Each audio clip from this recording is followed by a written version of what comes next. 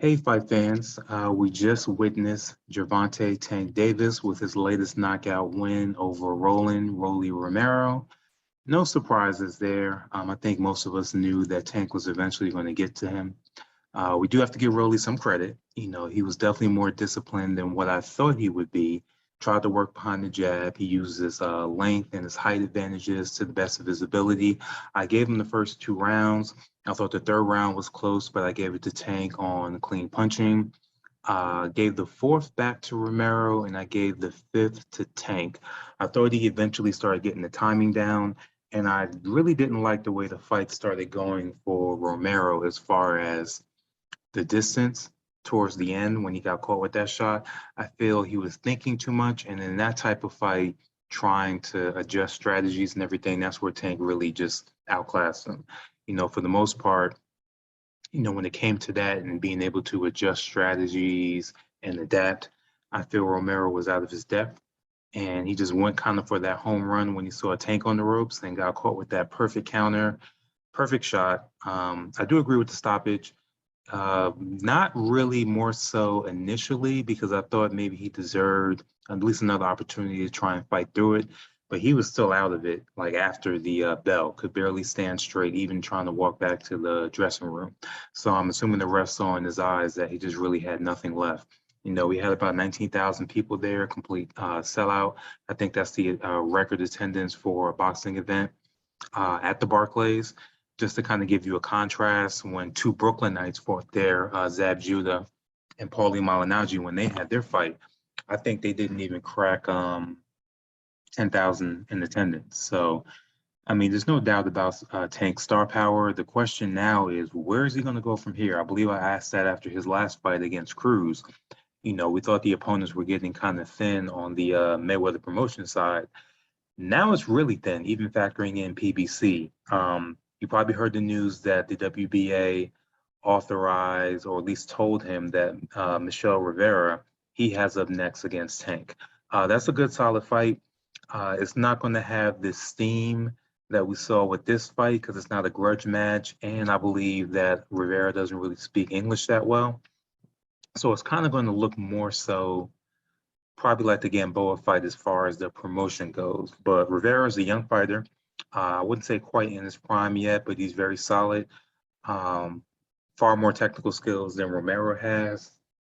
Probably more athletic too. So definitely a good, solid test.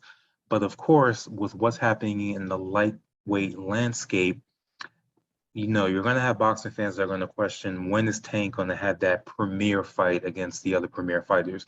Now, you can make an argument that the other fighters aren't fighting each other, but you see the path where they're going towards. George Kambosos is the #1 lightweight. He's fighting Devin Haney. That's a big fight, especially down in Australia where it's happening. We just had the press conference earlier today. That's getting a lot of traction. That's going to be a big fight this weekend. People are talking about they wish Tank can get into that, but we know it's not going to happen because Devin just signed with Top Rank, so he has the Kambosos fight. If he wins that, there's going to be the Kambosos rematch, and then after that, they're probably going to look towards eventually making the fight with Shakur Stevenson. So all those lightweights are tied up, and if Kambosos wins, if he doesn't do a rematch with Haney, then of course Lomachenko's coming back. So then that's going to be the fight that they tried to originally do. They're probably going to do that, and then eventually that winner is probably going to face Shakur. So Top Rank, their lightweights, everything there is tied up through probably the end of 2023, more than likely, or at least until mid 2023. So what does that leave for Tank? Let's say he takes the Rivera fight, wins that one. So we're looking at maybe the end of this year, beginning of next year. For Tank, I think his super fight or big fight, let's put it like that, big crossover fight there for him would be Ryan Garcia. We saw him there. We saw as soon as he got put on the screen, everybody started booing. So he has the recognition, even with Tank's fans. And we know he has the Latino fan base. He has a strong fan base there. On paper, exciting fight, probably going to end in a knockout. We know Tank is going to be favored because of his skills, but still a great firefight for how long it lasts. And you know the buildup is going to be there. They both like to talk. We saw them months ago on the Mike Tyson podcast going back and forth. So that promotion would be great. But unfortunately, we're running into the same problem when it comes to the contractual information. Number one, Golden Boy just re-upped with the zone. We already saw a fight fall by the wayside when they tried to make it, and it wasn't even that big of a fight. Well, still a significant fight, but nowhere near as big as what Tank and Garcia would be. And I'm talking about Jaime Munguia versus Jamal Charlo. They tried to make that fight. Things were going along pretty well, and then at the last minute, Golden Boy decided because the zone couldn't be involved in the promotion that they couldn't do it. So what's going to happen now? Because obviously Showtime has invested a lot of their resources, particularly pay-per-view, into Tank. So they're not going to be keen on letting him go over to the zone, no matter how much money the zone puts up. We saw something similar happen when they tried to pull away Deontay Wilder to make a fight with Anthony Joshua. Showtime actually overpaid on the Dominic Brazil fight, quote unquote, overpaid to make sure that Wilder stayed with them, and eventually they built towards the fight with Tyson Fury, where they were able to split the pay-per-view revenue with Fury's side. That's not going to be an option with the zone because what? They fight on an app. So pay-per-view has not really been an option. Of course, they explored it with Canelo recently with his pay-per-view. Would they be willing to do it again to make a Gervonta fight? That's kind of the only possible way it can see it happening. And even still, there appears to be, at least Eddie Hearn thinks there's animosity on the Showtime side. He claimed that he tried to shake Steven Espinosa's hand, who's the VP of Showtime Sports, and Espinosa blew him off. According to him, Espinosa says he doesn't even remember that interaction. So we have that potential hurdle as well. But that's the fight I think they need to focus on. It's really a matter of if Golden Boy is willing to go down that route, because we know Ryan is vulnerable. We've seen him knocked down, and he's going to be the underdog against Tank, a big underdog, especially when it comes to the power that Tank has. So does Golden Boy feel confident enough to put Ryan in there with him? We saw how he looked in his last fight. He won wide, but he struggled with a smaller guy that wasn't on his level, that he should have gotten out of there much sooner. So the fact that they just re-upped with the zone, are they going to feel comfortable, or is the zone going to feel comfortable because Ryan is the big star left over at Golden Boy, almost kind of sacrificing him to Tank in the joint fight? It's going to make money, but there could be irreparable harm done to Garcia's, not just his reputation, depending on how bad he loses, because I do think he'll lose pretty handily. But if it's a severe knockout, who knows where Ryan's going to be mentally after that? He's already taken breaks and checked out. How would he be able to recover if he loses that fight badly? So I think that's factoring in on Golden Boy's end too, where they even risk something like that, knowing that their investment might be in tatters after that. Now, we saw Ryan shake Leonard Ellaby's hand ringside. We saw him go on Twitter later on stating that after his July fight, that he's immediately going after Tank. But we'll see. I kind of still don't see it happening. I feel like we always have to remember the words that come from the people that control the money and control the promotion. I was there in person covering Tank's last fight in Atlanta when he beat Mario Barrios. And then the post-fight interview, Floyd said the following. Anything at all of where you'd like to have a fight next as far as 130, 135? Anything at all? His team gonna take care of that. You know what I mean? Our thing is this. We work smarter, not harder. So we keep everything in-house. They want the promotions, PBC.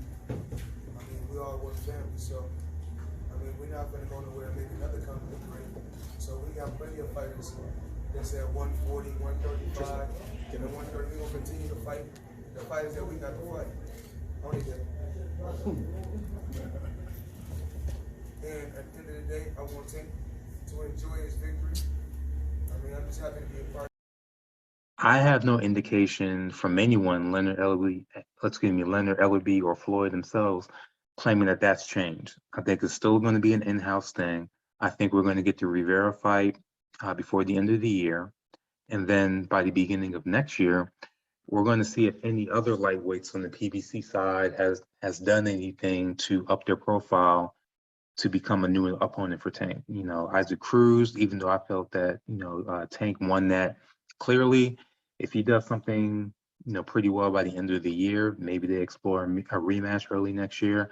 I can't see any feasible way that we get a Romero rematch anytime soon, but I wouldn't rule it out. You know, they've made it clear that they are keeping everything in-house.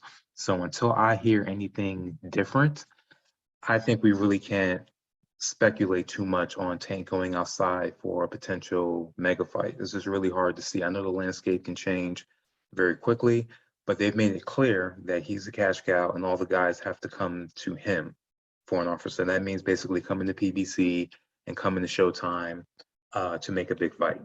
And as far as, people speculating that Tank might leave, there's always a possibility. I know his contract has expired, but if you listen to his appearance on the Wallow podcast, $1 Million Worth of Game, they basically asked him point blank, has he asked for any of these other big fights with Haney, Shakur, any of those guys? And Tank flat out said no, he hasn't asked about it. He hasn't brought it to them like, hey, I want to fight these guys. So what that tells me is that he's content with how they're guiding his career at this point. That can change, but I don't have any indication that he's going to be actively really trying to go out and make these fights. I feel like he's really comfortable with them coming to him. And if he can do this for another, year and a half, that's probably going to be his trajectory. Now, is it dangerous? Yes, because while Haney, Shakur, and all of them are fighting each other, they're fine-tuning their skills and steel sharpens steel. When you're fighting high-level competition, it's only going to make you better. So Tank, and they're also younger than him. We're talking 23, 24.